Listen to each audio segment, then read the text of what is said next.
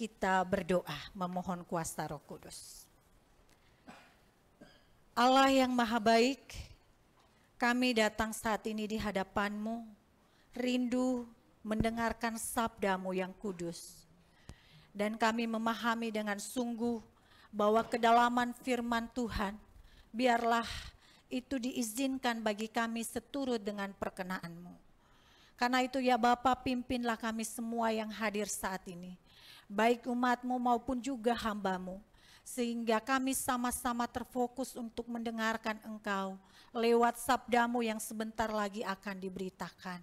Dan hamba-Mu yang lemah ini penuh dosa, biarlah Engkau sucikan dan layakan, biarlah hikmat Allah bekerja dalam setiap tutur kata, sehingga firman itu memiliki kuasa untuk mengubah hidup kami dan tinggal diam di dalam hati kami. Karena itu ya Bapa, waktu yang ada di hadapan kami serahkan di dalam perkenaan Tuhan. Di dalam nama Yesus Kristus kami memohon dengan sungguh. Amin. Jemaat yang terkasih di dalam Yesus Kristus, firman Tuhan untuk kita pada hari ini terambil dari Yohanes pasal 3 ayatnya yang ke-16, ayat yang sudah biasa kita dengarkan. Demikian firman itu diwartakan bagi kita. Yohanes pasal 3 ayat 16 berkata, "Karena begitu besar kasih Allah akan dunia ini, sehingga ia telah mengaruniakan anaknya yang tunggal, supaya setiap orang yang percaya kepadanya tidak binasa, melainkan beroleh hidup yang kekal." Sedemikian jauh pembacaan firman Tuhan bagi kita. Yang berbahagia adalah setiap orang yang mendengarkan firman Allah, yang memeliharanya dengan setia di dalam kehidupannya. Hosiana. Hosiana, Hosiana, Hosiana.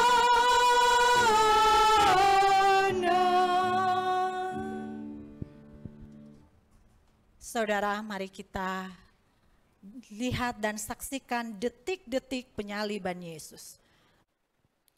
Dan hari ini kita memperingati bahwa kasih Allah besar bagi kita semua, bagi dunia ini. Sebentar lagi kita akan merayakan Paskah yang satu rangkaian dengan Jumat Agung. Tetapi ketika kita merayakan Paskah tanpa mengenali sebuah perjuangan dan jalan yang ditempuh untuk menang, kita kehilangan makna.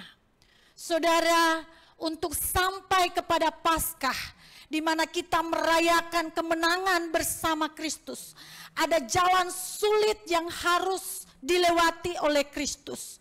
Dan semua itu Dia lakukan untuk saya dan saudara. Saudara, sejak manusia diciptakan, Dia membutuhkan kasih. Disebutkan di dalam Kejadian bahwa Allah berfirman, tidak baik kalau manusia itu seorang diri saja. Oleh karena itu, manusia membutuhkan kasih yang dibangun di dalam relasinya. Semakin kuat relasi yang kita bangun, semakin kokoh kita berdiri. Saudara, tapi apa yang terjadi ketika dosa manusia itu terjadi? Hubungan dan relasi kita dengan Allah terputus. Kita terasing darinya, kita mengalami kesepian, dan bukan hanya dengan Allah. Relasi antara sesama manusia. Lihatlah ketika Adam dan Hawa jatuh di dalam dosa, mereka saling menyalahkan. Perempuan itu yang memberikan kepadaku. Dan perempuan itu berkata, ular itulah yang memberikan kepadaku. Dan semuanya saling menyalahkan. Relasi dengan Allah terputus dan relasi dengan manusia sesama menjadi tidak beres. Itulah yang membuat manusia kosong, gersang di dalam dirinya. Bapak Ibu yang terkasih dalam Yesus Kristus, Relasi bagaikan ikatan tenda. Saya sering menggambarkan seperti itu, mungkin bisa dimunculkan videonya. Kalau relasi kita dengan Allah kuat dan relasi kita dengan sesama kuat, slide yang ketiga. Ya, nah ini Bapak Ibu, kalau kita perhatikan tenda ini, itu tenda bisa berdiri dengan kokoh. Itu tenda bisa berdiri dengan kokoh karena dia terhubung dan tersambung. Oke. Bapak Ibu, relasi kita penting kepada Allah dan kepada sesama manusia. Semakin kuat relasi yang kita bangun, semakin baik relasi yang kita bangun, kita menjadi pribadi yang semakin kuat dan kokoh. Jadi jangan pernah mengatakan gak perlulah sama Tuhan. Nggak perlulah nanti aja kalau udah tua. Kemarin saya ketemu teman yang memang dalam tanda kutip udah nggak tahulah bagaimana orangnya. Nanti kalau udah bau tanah aja Bu, baru saya berubah. Lebih baik kalau saya sekarang dulu jelas posisi saya orang berdosa aja. Daripada saya bilang nggak berdosa tapi berdosa. Saya bilang nanti kalau udah bau tanah kapan? Emang sampai bau tanah baru dipanggil Tuhan gitu ya. Jadi kalau saat ini masih ada kesempatan hubungan dengan Tuhan, masih dibereskan oleh Tuhan, masih berkenan oleh Yesus Kristus untuk memperbaiki hubungan kita dengan Allah, jalanilah itu. Karena itu akan berdampak kepada kehidupan kita yang memperkuat hidup kita menjadi kokoh, tidak rapuh. Dan orang yang tidak kokoh di dalam dirinya, apa-apa masalah yang terjadi, aduh lari kemana, lari bunuh diri, lari kemana lagi, ke hal-hal yang tidak berkenan, ke alkohol, ke pergaulan yang gak sehat gitu ya Bapak Ibu. Itu karena ada yang kosong di dalam dirinya, rapuh, tidak tersambung dan tidak terikat dengan relasi yang kuat kepada pribadi yang kuat yaitu Allah, dan tidak beres dalam hubungan dengan sesama manusia. Saudara yang terkasih dalam Yesus Kristus, begitu perhatiannya Allah pada relasi manusia ini, karena ini menjadi kebutuhan yang mutlak diperlukan, maka ia membangun lembaga-lembaga di dalam kehidupan manusia. Ia membangun lembaga keluarga.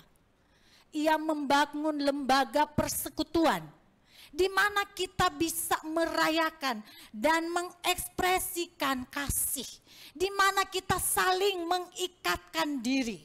Jadi lembaga pernikahan itu adalah bukan lembaga yang hanya dibuat satu atau dua orang disepakati ya. Itu lembaga yang diberikan oleh Allah, dan lembaga itu harus dihayati di dalam dasar dan sistem kasih. Saudara, tetapi di dalam kenyataannya banyak keluarga, banyak lembaga yang gagal dalam mengekspresikan kasih itu. Bukan menjawab kebutuhan itu, tetapi justru yang ada di dalam keluarga banyak kepahitan. Di dalam keluarga banyak luka batin, terjadi saling pergesekan, dan di antara keluarga adalah salah satu potensi yang sangat berpotensi besar untuk menyakiti. Orang luar itu jarang mampu untuk bisa menyakiti kita sampai sedetail-detailnya. Kenapa? Karena orang yang paling dekat dengan kita adalah orang yang tahu begitu dalam tentang kelemahan dan kelebihan kita. Tetapi di dalam keluarga yang sudah dibangun oleh Allah, kadang-kadang kita gagal. Banyak lembaga Kristiani pun, lembaga persekutuan, bukan menebar kasih, tetapi menebar permusuhan dan arogansi. Siapa yang berkuasa? Siapa yang perlu didengar? Gitu kan? Akhirnya orang merasa tambah gersang dengan jiwanya. Lalu dari manakah kita mendapatkan kasih yang sempurna ketika lembaga yang telah dibangun oleh Allah telah keluar dari fungsi dan perannya? Ketika lembaga-lembaga persekutuan telah keluar dari fungsi dan perannya, maka hari ini kita mengingat bagaimana Kristus mati, disalibkan, disiksa, dihina di atas kayu salib untuk menunjukkan Ia mengasihi kita. Saudara-saudara, itu ditulis secara unik di dalam Yohanes pasal 3 ayat 16. Disebut unik, ini adalah sebuah deklarasi kasih yang kita tidak bisa temukan dimanapun dan di agama manapun. Allah yang di luar sana yang diberitakan Allah mengasihi orang beriman, mengasihi orang yang taat kepadanya, mengasihi orang yang percaya kepadanya. Benar? Benar. Tapi kasih yang bersyarat. Perhatikan, kita baik-baik membaca Yohanes pasal 3 ayat 16, sebuah deklarasi kasih yang kita tidak bisa temukan di tengah-tengah dunia ini, dan ini adalah deklarasi kasih yang satu-satunya unik dalam Alkitab. Karena begitu besar kasih Allah akan dunia ini. Ya. Karena begitu besar kasih Allah akan dunia ini. Ini klausa pertama. Klausa kedua, Ia mengaruniakan anaknya yang tunggal. Tidak ada tuntutan sama sekali. Ia memberikan anaknya yang tunggal. Itu klausa kedua. Dan klausa ketiga, supaya setiap orang yang percaya kepadanya tidak binasa, melainkan beroleh hidup yang kekal. Itu klausa ketiga. Bapak Ibu, konteks penulisan Yohanes ini, kitab Yohanes ini sebenarnya adalah konteks penulisan yang merupakan salah satu pembicaraan yang terjadi antara Nikodemus dengan Yesus. Di dalam pembicaraan itu dia menegaskan bahwa meskipun dunia ini menolakku, meskipun dunia ini tidak mengenalku, tapi aku mengasihi kok. Gitu. Ya. Ini adalah deklarasi kasih, dan itulah yang membuat tema kita hari ini dikatakan kasih Allah begitu besar. Mengapa Bapak Ibu? Kalau kita amati dari 3 klausa itu, yang pertama Allah mengasihi dunia. Yang kedua, Ia membuktikan kasihnya dengan self-sacrifice love. Apa itu? Dengan mengorbankan dirinya sendiri. Dan yang ketiga, Allah mengasihi, bukan sembarang mengasihi, tetapi kasih yang menghidupkan. Ada 3 poin inilah yang kita dapatkan mengapa Yohanes mengatakan begitu besar kasih Allah. Mari kita bedah satu persatu. Bapak Ibu, ketika Yohanes berkata Allah mengasihi dunia ini, begitu besar kasih Allah kepada dunia ini, kita bertanya, dunia yang seperti apa yang dicintai oleh Yesus, yang dikasihi oleh Yesus? Dan kalau kita belajar teologi The Gospel of John, di situ dicatat di ayat 1, pasal 1 ayat 9, dunia ini tempat yang gelap. Itulah yang dikasihi Yesus. Di dalam Yohanes pasal 1 ayat 10 dicatat di situ, dunia ini tidak mengenal Allah. Itu yang dikasihi oleh Yesus. Di dalam 1 Yohanes pasal 1 ayat 29, dunia ini berdosa. Itu yang dikasihi oleh Yesus.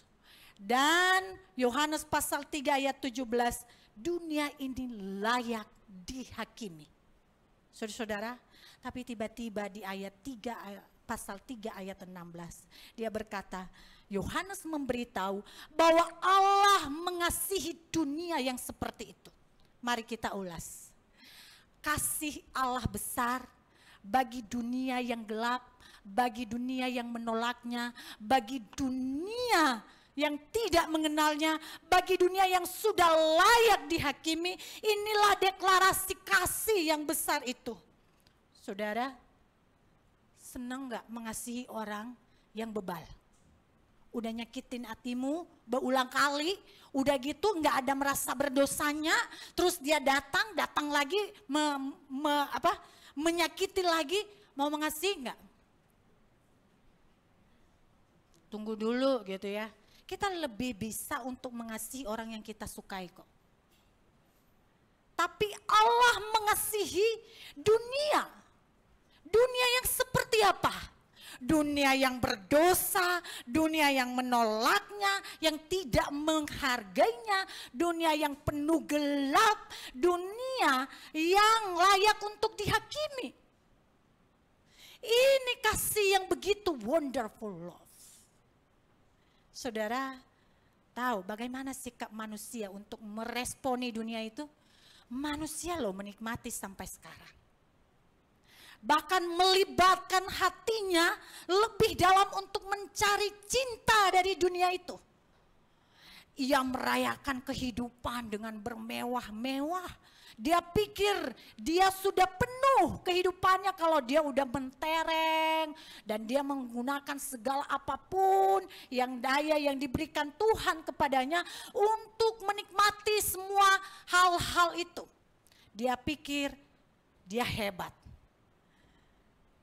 Allah mengasihi manusia yang seperti itu. Itulah mengapa dikatakan kasih Allah besar. Dia mengasihi orang yang tidak layak. Ia tetap mengasihi terus-menerus orang yang tidak pantas. Dia terus membagikan kasih bagi orang yang sebenarnya udah layak dihukum.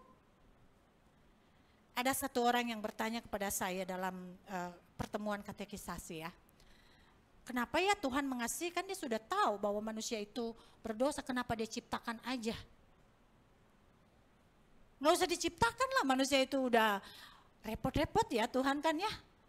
Nggak usah diciptakan aja sekalian, beres kan? Betul nggak Bapak Ibu? Saya tanya, Bapak Ibu, nah ini Tante Broto nih. Tante Broto dulu waktu punya anak, tahu nggak bahwa anaknya suatu saat kemungkinan akan bersalah, akan melakukan kesalahan. Kemungkinan, tahu nggak? Nggak tahu ya, masih potensi. Oke Bu Evi dah. Ya, berhubung pagi-pagi ini kita dilayani para perempuan, saya lihat tadi perkantor perempuan, liturgos perempuan ya. Jadi saya tanya sama perempuan aja, karena memang bangkit nanti perempuan yang lihat Tuhan Yesus bangkit. Itu teologi Pak David. Ya. Nah Bapak Ibu Evi, tahu nggak kalau angel itu suatu saat kemungkinan dia bisa salah. Berkemungkinan dan berpotensi nggak dia menyakiti hati Bu Evi? Ada kemungkinan. Tapi kenapa mau melahirkan? Nggak usah punya anak.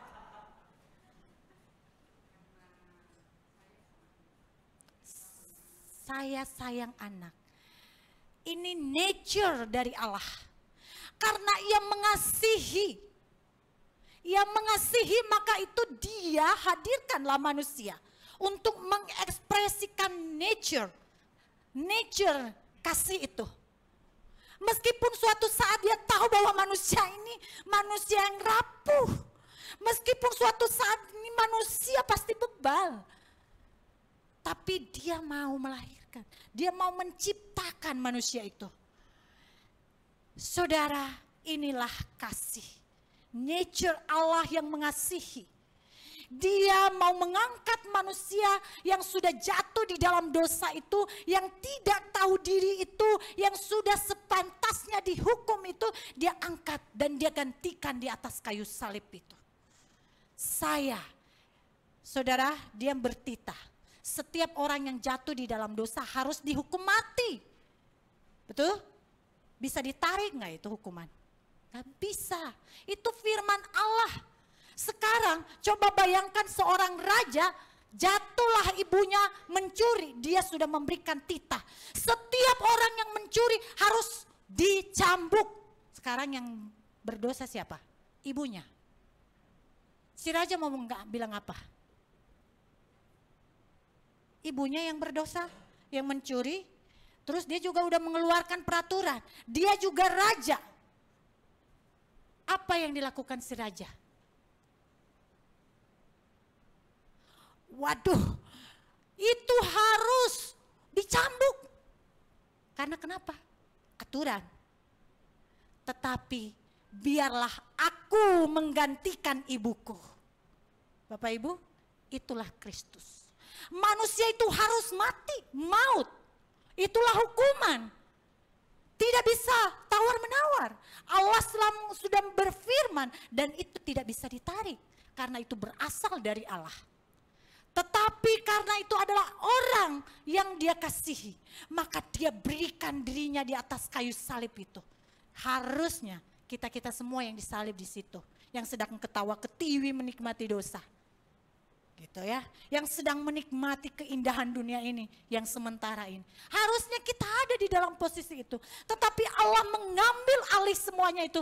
Akulah yang dicambuk, akulah yang dikorbankan sebagai sembelihan dan korban. Sehingga manusia dihapuskan dosanya. Saudara-saudara yang terkasih dalam Yesus Kristus, inilah yang kedua yang menjadi alasan mengapa kasih itu besar. Karena Allah mengasihi manusia dengan self-sacrificing love. Ia mengasihi dan dia buktikan dengan kasihnya, bukti kasih itu dia mengorbankan dirinya. Saudara-saudara, banyak orang yang berjanji mengasihi, tapi dia korbankan orang lain lagi. Gitu kan? Beres nanti, beres, saya urus nanti ya, saya urus. Tapi dia tekan yang lain. Untuk mengasihi yang satu. Atau demi dia mengasihi dan meletakkan hatinya kepada cinta yang fana tadi, dia mengorbankan yang lain. Demi mengasihi kemauan dirinya, dia mengorbankan yang lain. Tetapi Allah membuktikan kasihnya, bukan mengorbankan siapa-siapa. Ia membuktikan kasihnya dengan mengorbankan dirinya.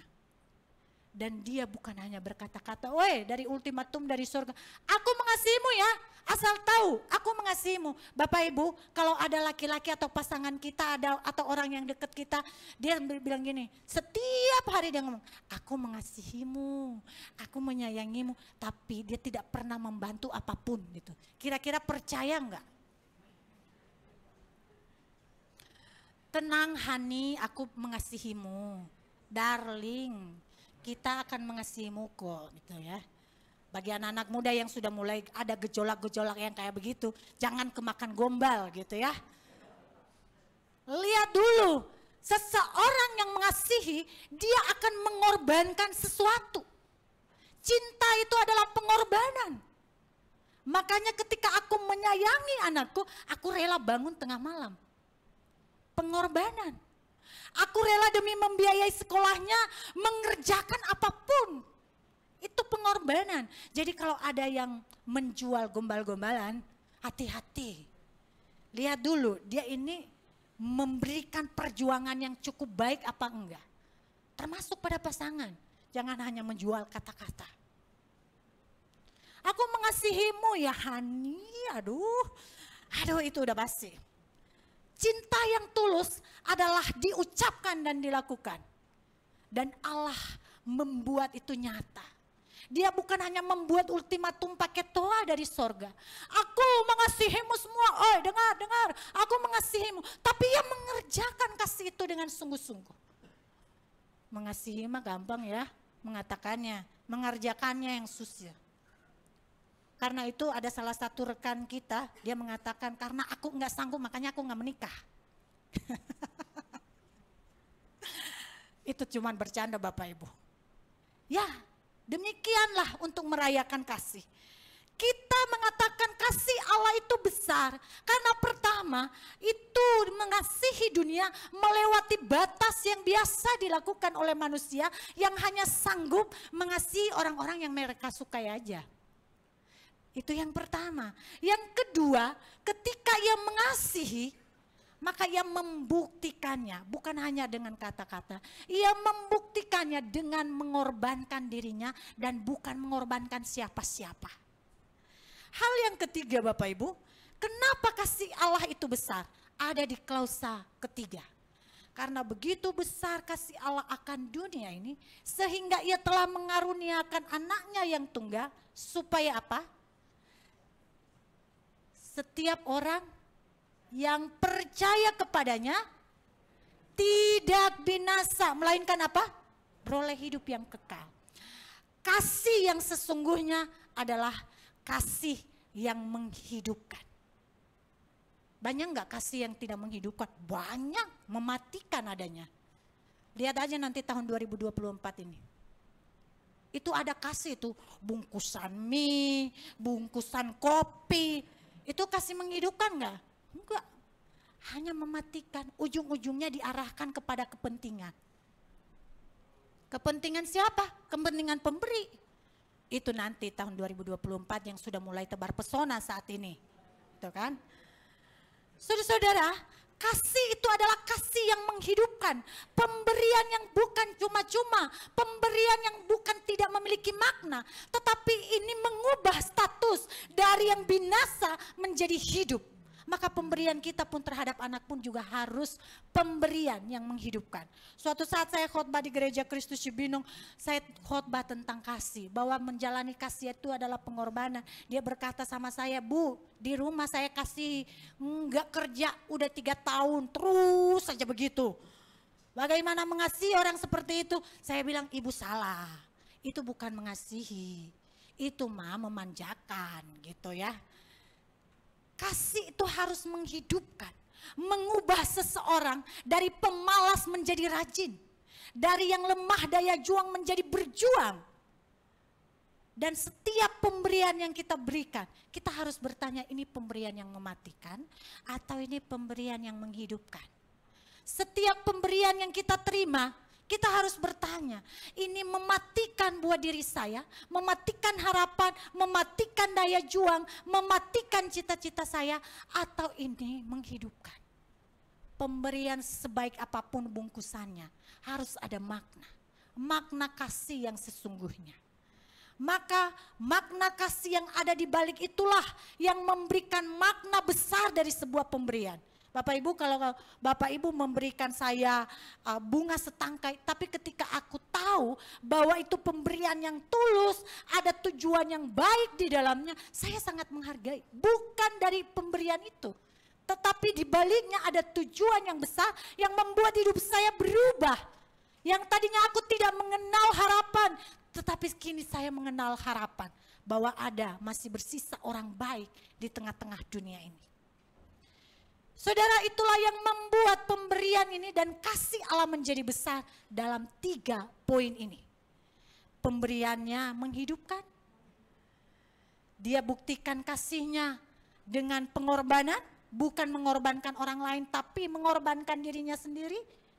Yang kita tidak bisa temukan dari agama manapun. Karena setiap agama mengajarkan kalau kamu baik, kamu dikasihi.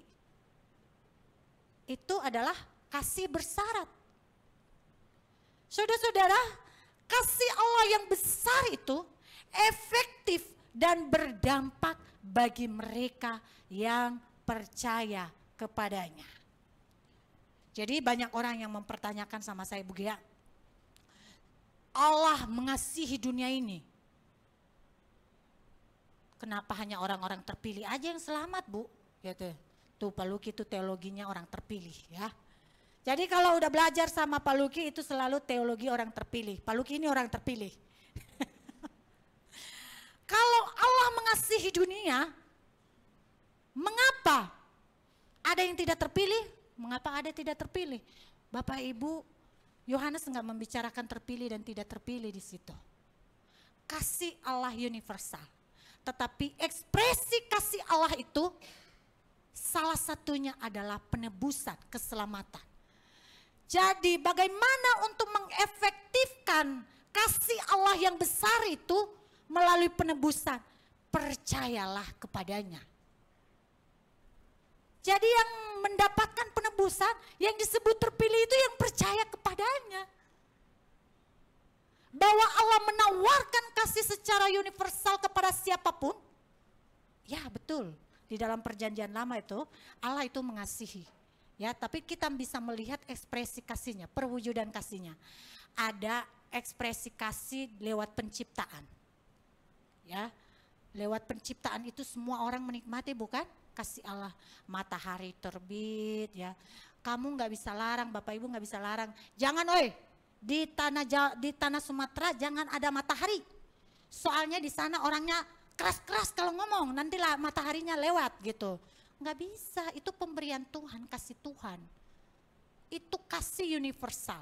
Ia mengekspresikan kasihnya lewat penciptaan. Allah mengekspresikan kasihnya dengan memilih Abraham. Anda perlu bertanya, kenapa Abraham, Pak? Kenapa Abraham, Bu? Ya saya aja nggak bisa bertanya sama Tuhan. Namanya juga Allah berdaulat. Ya, itu pilihan khusus. Allah memilih bangsa Israel, itu pilihan khusus. Tapi Allah mengasihi dunia ini, jelas. Allah mengasihi dunia ini. Allah mengasihi dunia ini dengan mengekspresikan dengan penebusan. Ditawarkan nggak buat semua? Ditawarkan. Percaya nggak? Nggak percaya. Jadi penebusan itu efektif bagi yang percaya kepadanya. Tapi sekali lagi kasih Allah besar. Walaupun kamu terus menolak, walaupun ada banyak yang menolaknya, mencaci makinya dan segala macam, ia tetap mengasihi. Nature kasih itu tetap melekat pada dirinya. Ia tetap mengasihi.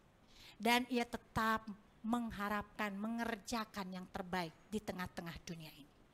Lalu Bapak Ibu, apa yang menjadi respon kita ketika kita tahu bahwa Allah itu mengasihi? Yang pertama, bersyukur. Bersyukur selalu. Saudara-saudara, orang yang bersyukur merasa secure dengan dirinya. Apa kebalikan secure? Insecure. Insecure itu dulu pendeta Yohanes Bambang Mulyono udah sempat jelasin di situ. Orang yang insecure merasa dirinya kosong terus, ya. Orang merasa dirinya kosong terus, ada yang perlu diisi. Diisinya dengan apa? Dia cari-cari nama, aktualisasi diri. Perlu nggak di gereja? Di gereja bisa saja begitu gitu.